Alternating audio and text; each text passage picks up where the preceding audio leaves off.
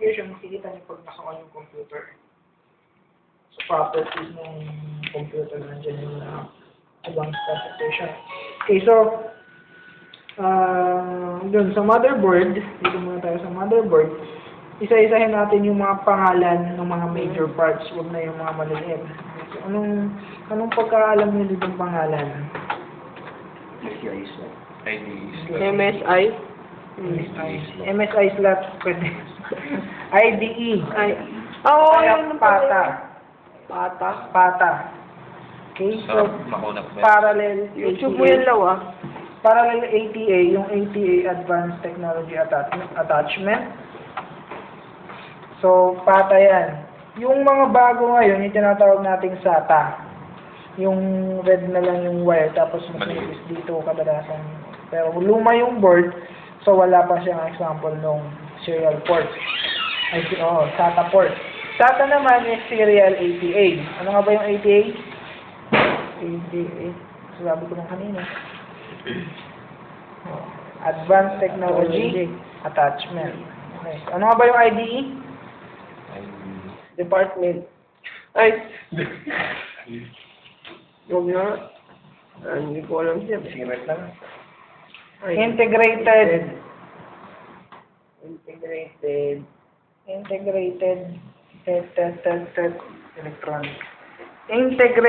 Drive Electronics. IDE. Integrated Drive Electronics, IDE. And then we have, ano to, sa RAM. Sa memory port. RAM stands for Random access. ito, memory. CMOS battery. Yun. CMOS Complementary stands for, metal oxide semiconductor. okay. And then, ang tawag natin dito, Medyo naalala pa. Memory. Di ba sa video call? PCI. PCI slot. Pero ito, kasi bago na to eh. Ito yung tinatawag natin hindi. Advanced na pero AGP. Advanced Graphics Port. AGP.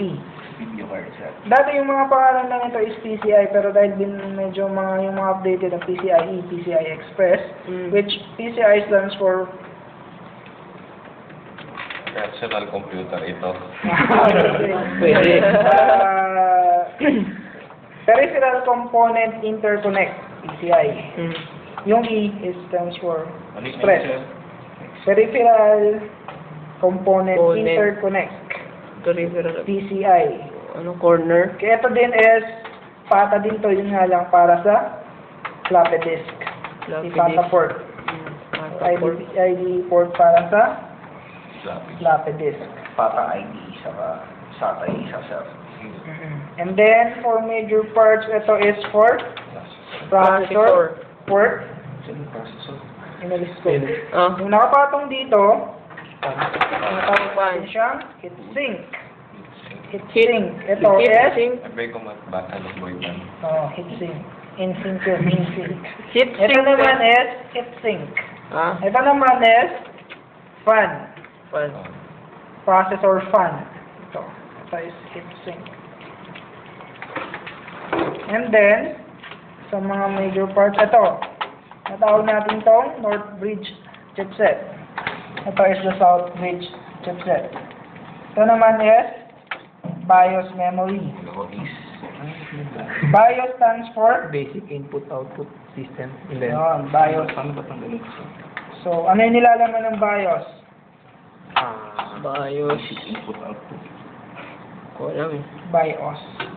Okay, yan yung nandyan naka-save. Let's say, for example, diba, pag na-report mo na yung computer, pag nag-install ka ulit, hindi naman lahat dead, diba? Gumagana keyboard, gumagana monitor, halos yung ibang parts ba, basic parts, gumagana.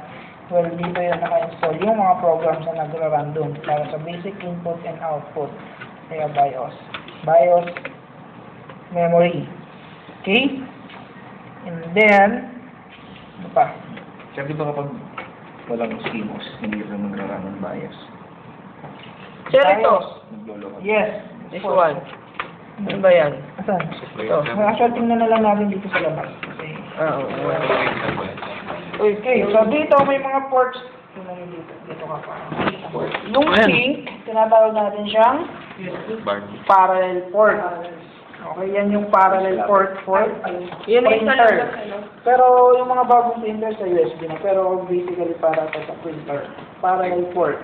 Ito naman, ito yung serial port. Serial port. Green. Ito, para sa video. Visual. Oo, video niya. So, parallel din siya, yun nga lang, para sa video naman siya. Ito, para sa printer. Okay, and then, USB. Ano nga ba yung USB? Universal Serial Bus. Okay, and then, for Internet. for the LAN card built-in. Tawag na, Ethernet. Ethernet. Kung sama-sama, pati na yung kinoconnect dyan, kasama na yung general term, Ethernet. Ethernet. And then, Para this sa is mga for bulok mouse, and then this is for keyboard. Okay. Parating nasa kaliwa ang keyboard.